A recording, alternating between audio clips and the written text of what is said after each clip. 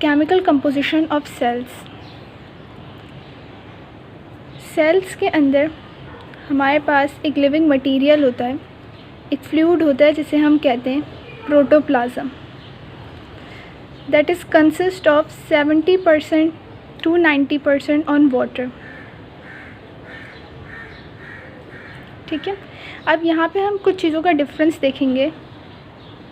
Protoplasm, cytoplasm and cytosol. सबसे पहले देखते हैं साइटोप्लाज्म को, इसी को हमने शुरू से सुना होता है साइटोप्लाज्म। तो cytoplasm is actually part of protoplasm.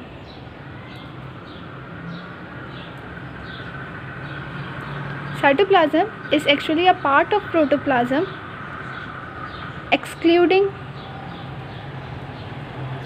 nucleus।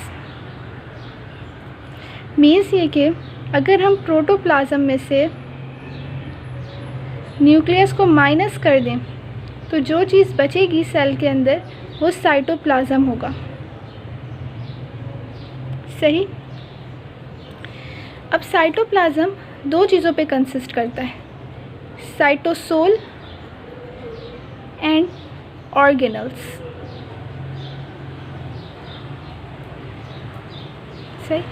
Cytosol is actually a fluid, a watery liquid. तो साइटोप्लाज्म में से अगर हम ऑर्गेनल्स को माइनस कर देंगे तो वो क्या बन जाएगा, हमारे पास आ जाएगा साइटोसोल।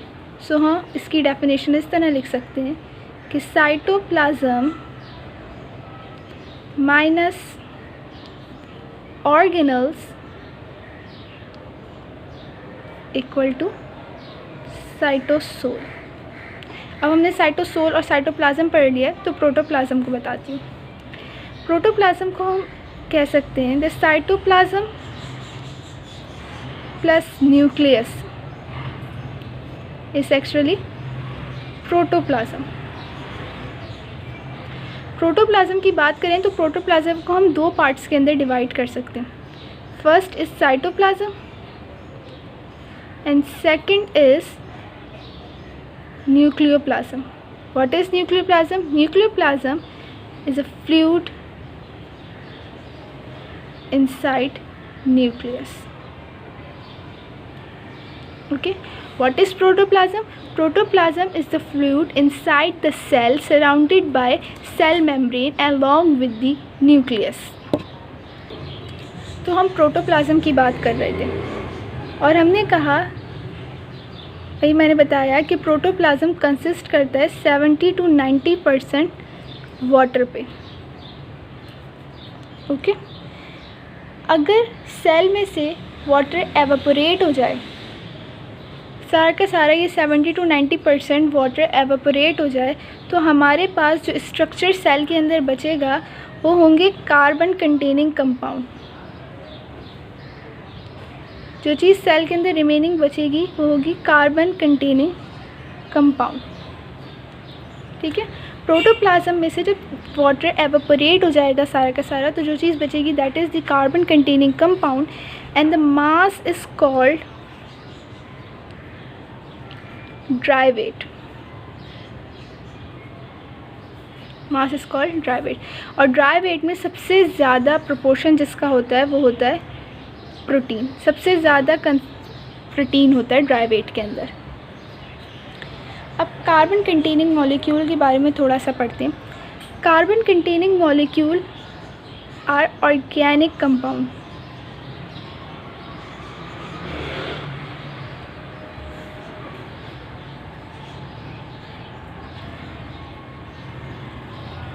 Organic compound.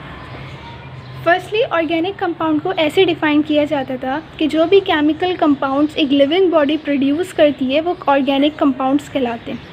लेकिन बाद में ऑर्गेनिक कंपाउंड्स हमारे पास लेबॉर्ट्री में भी प्रोड्यूस हो सकते हैं, लेबॉर्ट्री में भी उनकी मैन्युफैक्चरिंग हो सकती है, इसलिए ऑर्गेनिक कंपाउंड की डेफिनेशन चेंज हो गई और अब हमने उसकी डेफिनेशन रखी है कार्बन कंटेनिंग मॉलिक्यूल्स। लेकिन वो मॉलिक्यूल्स जो कि लिविंग बॉडी से प्रोड्यूस होते हैं उन्हें हम कहते हैं biochemicals. What are biochemicals? The molecule produced by molecules produced by or manufactured by living body. They are called as the biochemical molecules. Human body के अंदर डिफरेंट एलिमेंट्स हैं, लेकिन मेन इम्पॉर्टेंट और मेजर एलिमेंट्स जो हैं वो हमारे पास ये 6 हैं: carbon, hydrogen, oxygen, nitrogen, phosphorus and sulphur. ये 6 एलिमेंट्स हमारे पास ऑलमोस्ट 98% बायोकेमिकल मॉलिक्यूल्स की प्रोडक्शन करा रहे होते हैं। अगर हम इन सब के इस फंक्शन की बात करें तो कुछ इस तरह है कि कार्बन हमारा मोस्ट इम्पॉर्टेंट एलिमेंट है, क्योंकि ये ऑर्गेनिक कंपाउंड का बेसिक एलिमेंट होता है। सेकंड, ये फोटोसिंथेसिस के अंदर मोस्ट इम्पॉर्टेंट रोल प्ले करता है, जिसकी वजह से ग्लूकोज की प्रोडक्शन होती है। देन हाइड्रोजन की बात करें तो हम हाइड्रोजन को यूटिलाइज़ करते हैं in the form of water and it act as reducing agent in photosynthesis. What is reducing agent? Reducing agent is basically an element that oxidize itself and reduce the other element. Oxygen की बात करें तो oxygen use in aerobic respiration. What is aerobic respiration? A type of respiration that require oxygen. ठीक है, 2 तरह की respiration होती है हमारे पास, एरोबिक एंड एनएरोबिक। एरोबिक में ऑक्सीजन रिक्वायर होती है, एनएरोबिक में विदाउट ऑक्सीजन respiration होती है। नाइट्रोजन, तो नाइट्रोजन मोस्ट इम्पॉर्टेंट कंपोनेंट है हमारे पास प्रोटीन का। प्रोटीन सिंथेसिस के लिए नाइट्रोजन मोस्ट इम्पॉर्टेंट एलिमेंट है। इसके अलावा ये न्यूक्लिक एसिड, हार्मोन्स और एंजाइम्स के सिंथेसिस के लिए भी इम्पॉर्टेंट है। फॉस्फोरस इम्पॉर्टेंट कंपोनेंट है डीएनए का, क्योंकि न्यूक्लिक एसिड का कंपोनेंट है एंड न्यूक्लिक एसिड हमारा डीएनए प्रोड्यूस करता है। ATP, phospholipid, coenzymes and NAD and NADP की प्रोडक्शन का भी ये कंपोनेंट है। Sulphur is the important component of protein and coenzymes.